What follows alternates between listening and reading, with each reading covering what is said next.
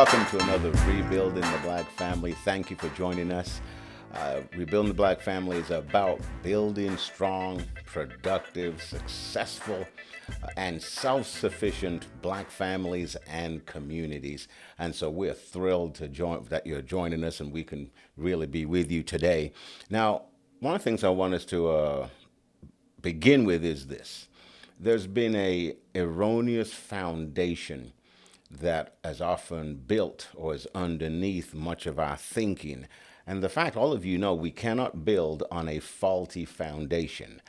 For example, there are certain lies that Black people have held, which has negatively impacted our minds, our psyche, our thinking. For example, there is the belief that when Noah came off the boat, there were 3 races of man, and that the most inferior race was the Black race. And then there's another one of those lies is that Africa is a dark continent. And the meaning is that it is uncivilized. It is paganistic. It is ignorant. It is an ugly people. And then another lie is the belief that the first man was created white. And of course, all the biblical characters in the Bible, we are led to believe or was told, were all white. Now, there are consequences to lies. We've got to get this. There are consequences to lies. And if the foundation of our families, of our communities is built on a lie, then we shouldn't be surprised when we see all the casualties. And so then we get identity issues for believing wrong things. That even when our, let's say, one's personal self-esteem is high, our group or ethnic esteem can be very low because we think negatively of being Black. And so those are the big issues. And in this program, throughout the weeks, the episodes to come, David and I, we're going to address these things. You want to pay attention because this podcast is designed to be informative. It is to challenge your thinking about yourself. And so we're gonna really help you to build a new foundation, if you will, of seeing yourself and believing about yourself in a right way. So, David, take it away in building on what we're going to discuss today. You know, Brother Karl, thank you for that beautiful and quite powerful introduction, because not only does it introduce the viewers and the listeners to our subsequent episodes where we'll be speaking about a variety of, things, including the lies that have been perpetuated about Black people, but it also is a beautiful introduction into today's episode where we'll be speaking about fighting self-hatred. Yeah, that's good. Oh, yes, we're going there today. Fighting self-hatred. And I want to also expand upon our understanding as Black people of the notion of self. I'm not talking specifically or solely an individualized understanding of self. No. As Brother Karl talked about, I also want to talk about this extended self. When we talk about group esteem and understanding the connection that we have with one another as Black people, oh yes, you may have this very superficial or shallow self-esteem, but how is it really self-esteem if you look down upon those that resemble exactly who you are, right? This is what we're going to be speaking about today, so please like, share, subscribe to anybody who you think would really benefit from listening to this episode and, of course, this podcast moving forward. But fighting self-hatred, Brother Karl. Before we start, I really want to, if you don't mind, if all of you guys don't mind, I want to share an article. It's it was done by it was done in Toronto Life. It was shared in Toronto Life in 2020. So recent. Yeah, so recent. And as I call 2020, the year of clear vision. It's a play on words, as well as play on concepts. For those who don't understand the joke, 2020 is when you have clear vision, and I would say 2020 was the year of clear vision because unfortunately it was when Brother George Floyd was murdered brazenly by the cop Derek Chauvin. in 2020 was also the year that we saw really a lot of the atrocities related to the pandemic, and just all the lives that it took. But also we saw the atrocities as it pertains to how Black people were treated. For instance, in China, in Wuhan, China, the African students, for instance. And we just saw the true colors as it pertains to how people really feel about Black people, right? So I call 2020 the year of clear vision, but this article was done as part of this post-George Floyd, I guess one could call it, era, right? And so the article was done by Toronto Live, and the interviewee was a good friend of mine, actually mentor. She actually was my internship supervisor when I was doing mine in at CAMH in a Black youth program called the Substance Abuse Program for African, Caribbean, and Canadian Youth, aka SAPAC. Her name is Donna Alexander. Big up, Donna. I wanted to read some words that she had said in the interview because I think it's a nice segue into what we're going to be speaking about today as it pertains to fighting self-hatred. So, and these are the words of Donna. Now, they may be verbatim what she said in the interview, or maybe they're paraphrased, but nonetheless, these are the words that were shared in the article on Toronto Live. You can find it Toronto Live. The title is, "It's Not Like We Can Take Off Our Black Skin and Operate This World Without It," right? That's what the article is called in Toronto Live. So I'm going to share with you what was said. And she's worked with Black youth for over a decade. I would say even close to 2 decades. Amazing, intelligent woman. So she said, since 2005, I've had the privilege of working mostly with Black youth, ages 13 to 24, who are dealing with mental illness and addiction issues. That's the primary focus, but they're also dealing with a sense of self-devaluation or a sense of devaluation, low self-esteem, the feeling that their lives are not worth as much as everybody else's. I have Black youth out there saying, listen to this, I don't even want to be Black. We're going to continue. It's because they don't see themselves reflected anywhere in politics, in their school administrations, in leadership roles in the professional world. They internalize that. And then they feel there's no psychological safe space for them. They deal with carding when police roll up on them and ask, where are you going? What's in your pockets? Where do you live? Do you have any charges? And you're just a kid going about your day. Brother Karl, when you hear those words, when we talk about self-hatred, when we talk about this struggle of, as an extension of our first episode, people struggling, and let's call it what it is, I struggle to see the beauty of being Black. What does that say to you? What do you think? Well, maybe what I thought initially was, here's a young man. This is his experience. This is his life. That's it almost takes me back into his world. Yeah. I don't even know if it was a boy or girl. But nonetheless, yeah. But thinking about, but I was thinking also, I thought of postal code when you said that. Because carding doesn't occur in every postal code. Let's keep it a buck now. Come on now. Talk and that so, truth. So what I'm saying is, can you imagine, here's a young man, he's speaking, this is his daily experience. That's what I hear from that. And I'm thinking, obviously all of us should be thinking, it's not right, it's not fair. Now, I'll tell you what, maybe part of my motivation and agenda behind this is that I'm shocked and extremely disappointed that this is the 21st century. Yep. Right? This is the 21st century. 2022. We're talking about, we brag about being intelligent, enlightened. Who's we? I'm talking our general, Very good, very good. population at large. Yeah. Okay, so, a general population at large. So the disappointment, and maybe in some cases, the shock and alarm is that here's a young man's experience. This is not a story. Yep. This is a life. Yep. This is what he wakes up to, and through his eyes and body and experience. This is what he experiences every day. Yep. Can you imagine that? Just think about that. And then maybe furthermore compounded is in a time we live in. This is the 21st century. Is it not? This is the 21st century. 2022. Right? This is not 1800s. No. Right? This is the 21st century. And in our braggadocious mentality of being so intelligent. And who's our?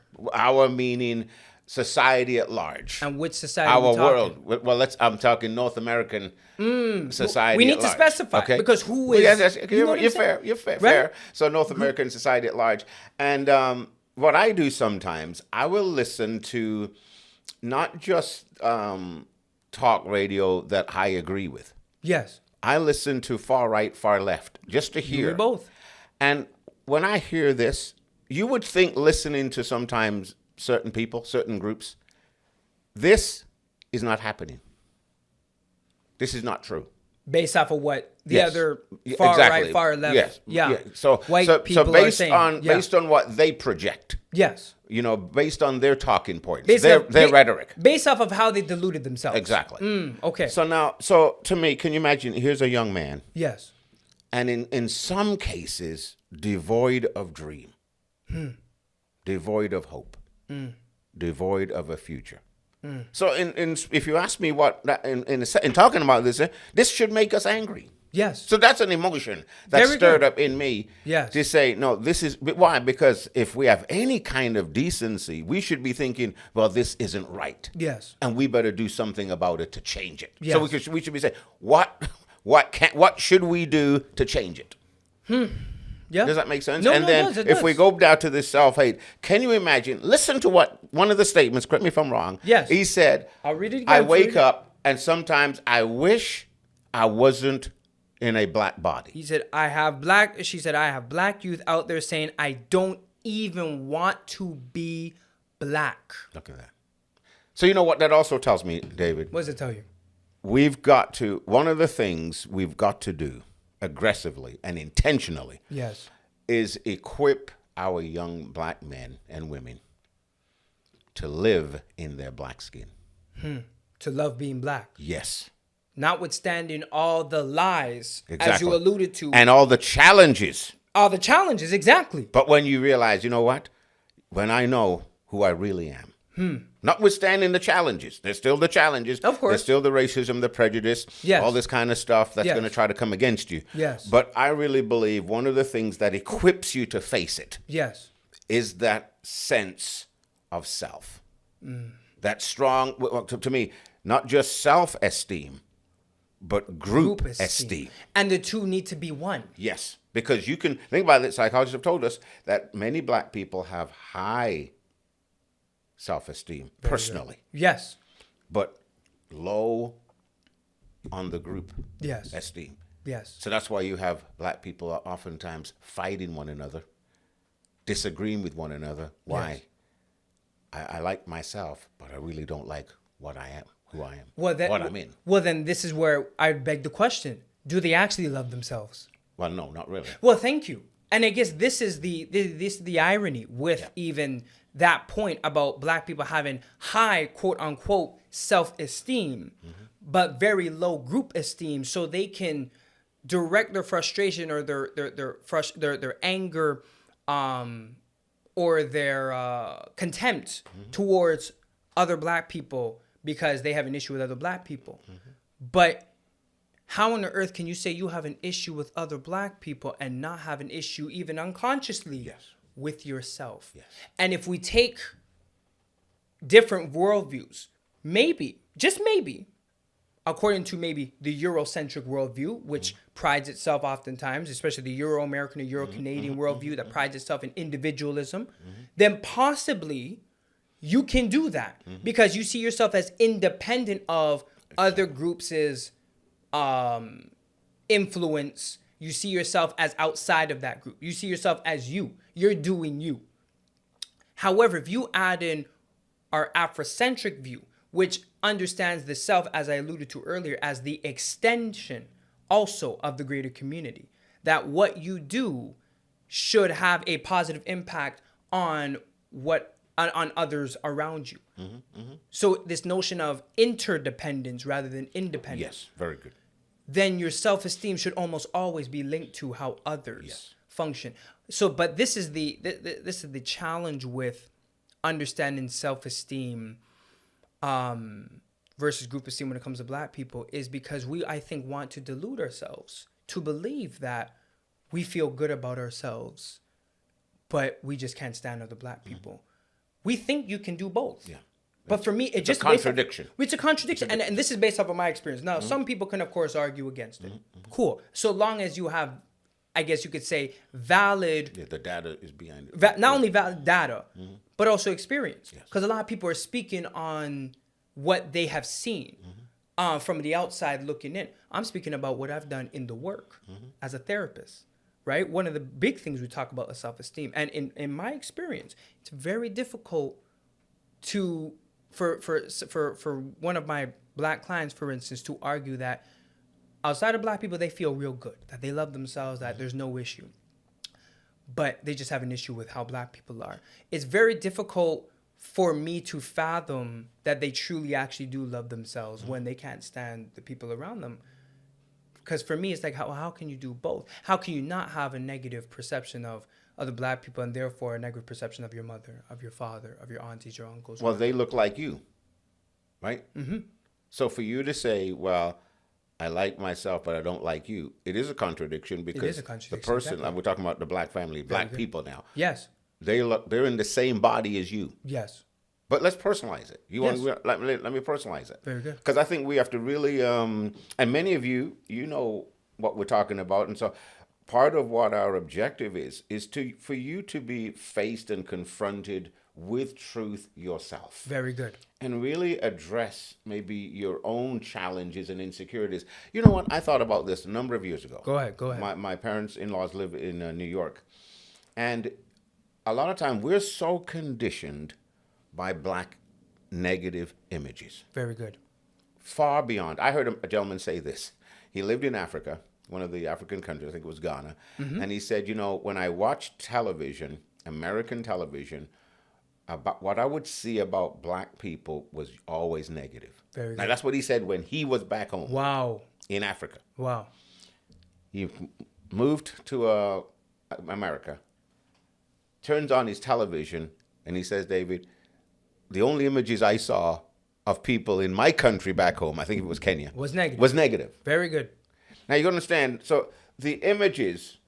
Now it's not just negative images placed on people who are not black, but you understand everybody. On our minds. It's everybody. So we're thinking, if all the images is black people committing crimes, being delinquent, not being faithful to their wives, are poor. Have flies running around our face, flying around our face, have food insecurity throughout the villages, are just rampant with HIV, I would be so bold to say man-made disease. Always begging. Right? If these are the images, then that's your expectation. So now that forms the group thinking. Yes. That's how. So now that's who we are. Yes. Right? And so. And who's going to want to embrace that? Exactly. Who's going to want to? Who's going to want to adopt that identity if that's what it's associated with? But then. Right. So then part of that high self-esteem is this. It's not so much. It's more aspirational. Okay. Talk to me. I think I have high aspiration for myself. This is what I want to be. Yeah. So in a sense, without realizing you can't do it, it's like trying to separate myself from my blackness. So you alienate yourself. That's in a sense what we're doing. That's it. Let's call it what it is. So now, alienation. But with this thinking, yes, and we got to go back to that story because it's a great story about this young person. Yes, think about what they're thinking about themselves. Very good. And we could say so. There are seeds of destruction. Yes. At a young age, already planted in this young person. Yes. Think about that. Yep. I'm black youth. Right? Black youth. Youth. So youth is between 13 and 24, or even 25. Yeah. You're still a young child. You barely know what is right and what is wrong per se on a very profound level because your prefrontal cortex does not fully develop until you're 25. So I just want to put that out there that we're talking youth who are brutalized and harassed by police officers, grown men oftentimes and sometimes women.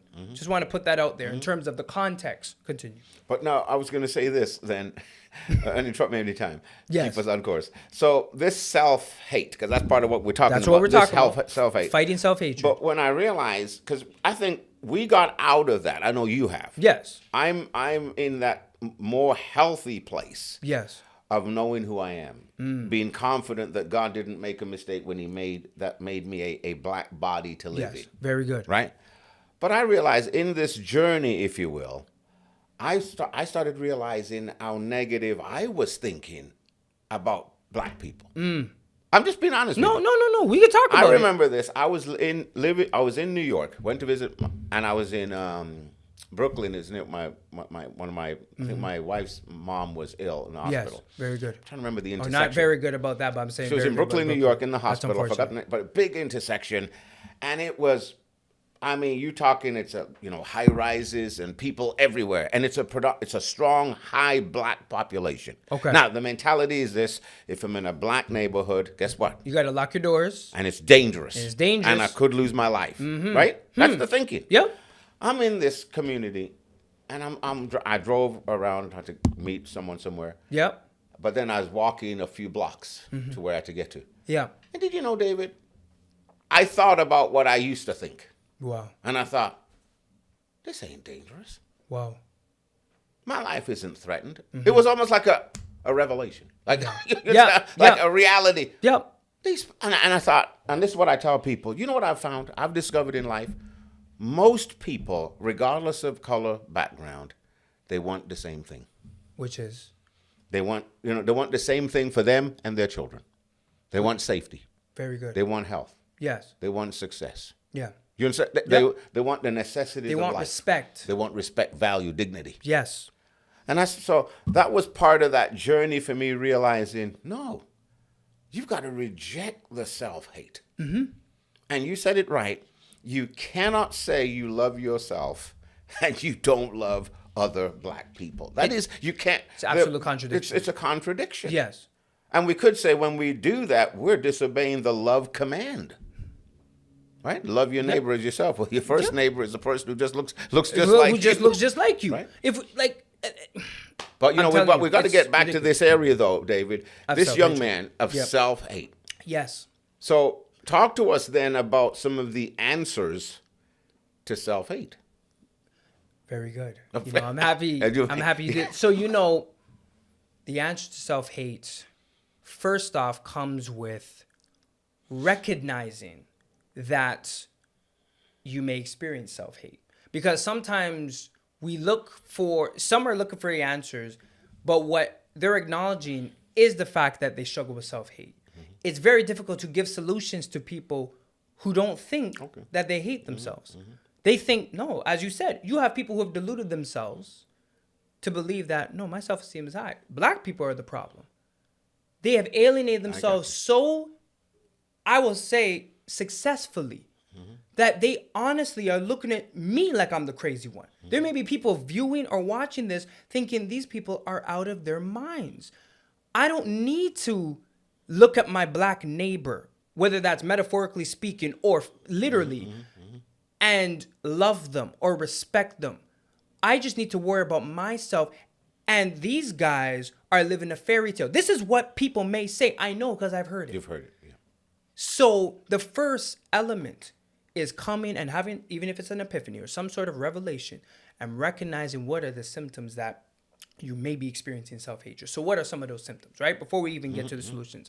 And I'm just thinking about this off the top, right? Quickly. So some may be this so-called hypervigilance that some may feel around black people, but you don't seem to feel it around any other group. Although black people are not the only ones that commit crime.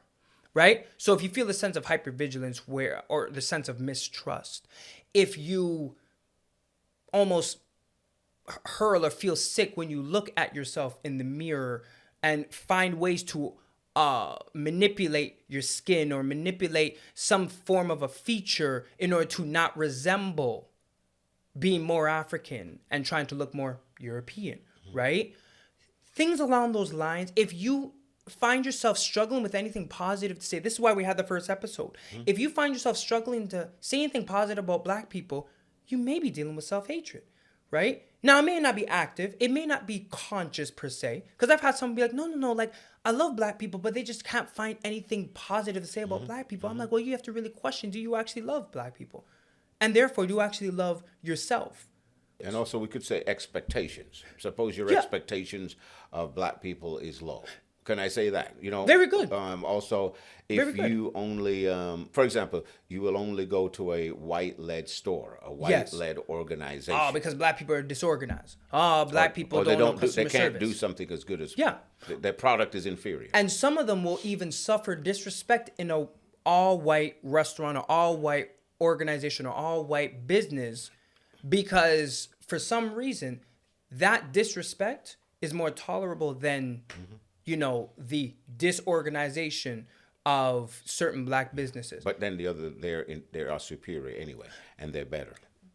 And this So is they're deserving of my business. So these are all elements of self-hatred, right? These are all elements of, I would even say confusion. For me, I don't even look at people who function in that manner, if I'm going to be honest, as people who are present in reality. When we're looking at self-affirmations, right? Those self-affirmations, we're not saying that to be cliche, but self-affirmations are important. That's very good. Right? That's good. I read my son, a book right from the beginning. My son is 4. It's called I Am Black, I Am Unique, right? And literally, it's about repetition. We know kids, for instance, we learn from repetition. Exactly. So it's to the point where my son's like memorized the book. I am black. I am unique. I have hair like lamb's wool. I have locks that look like is it like sheep ringlets or something like that. My skin is caramel. My skin is so relating your skin to things that are tasty, things that are nice to look at. Not saying my skin looks like poop, which is what unfortunately some racist children I've heard say to family members as children. This is what children have had. Our children, our babies at 6, 7 years old have had to experience. Oh, your skin looks like poo. Who wants skin that looks like poo? Versus if you say, well, your skin looks like vanilla, the real color of vanilla, which is black. Vanilla smells good. Your skin looks like chocolate. Your skin looks like dark chocolate. Dark chocolate is the healthiest for you, right? This is what we start to teach our children. So those self-affirmations, those phrases that they can instill, repetition. So before you get there, I'm gonna let you get it because I know we have 1 minute. So starting with self-affirmations, good, right? Whether it's vocalizing them, whether it's writing them down. Another thing is if it's really profound, see a therapist. Get some healing, right? Because there may be some blind spots that you may not even recognize. There may be some behavioral patterns. There may be even some thought patterns that are so ingrained in you that you don't realize how it's affecting your life. Maybe you need to see a therapist, a conscious therapist, right? Wow. I'll put it out there. Those are 2 methods that I think are important to start with. Go. You know what? I thought of this. You were answering that youth's question. Yes. That self-image. Yes. See, so I'm glad you ended with that. We're talking about, and I love David finished up with the affirmations. Yes. You've got to speak right about yourself. Yes. So what we've been talking about is seeing yourselves right so you can create or change that self-image of yourself on the inside. And David, before we go, I thought of, when you were just talking there, Jeremiah 1:5, God said this, I knew you before you were born. Think about that. So that means God knew the body he made for you to live in. Yes. It's beautiful. Man, don't hate yourself. No. So, again, thank you for joining us again on another Rebuilding the Black Family podcast. And one more thing before you go. I just want to say one more thing I also want to leave the listener, and then we'll have the beautiful outro by Brother Karl, is as part of trying to remedy that self-hatred, listen to our podcast. Listen to uplifting podcasts. Because self-affirmations don't solely have to come from you. Sometimes it's coming from others externally that resemble you, that you can relate with, that you can look at them and see yourself. Podcasts, YouTube videos. Listen to music that uplifts you. That's good, David. Changing your point of reference where you no longer use other groups as point of reference that concurs with their frames of minds, but you are looking or intentional about trying to find what are frames of thinking, what are frames of behavior that correlate with my experience, and really seeking to do that. This is all about how you can try to remedy that self-hatred by beginning to understand who you are and who we are as Black people, and beginning to love all that we should represent, not what unfortunately we have been misled to represent. So I just wanted to add in that piece. Excellent. And Brother Karl, you can remember, you are fearfully and wonderfully made. Beautiful in God's eyes and in your eyes and in our eyes. And so I want to, just as we wrap up, thank you for joining us again on another Rebuilding the Black Family. We'll see you next time.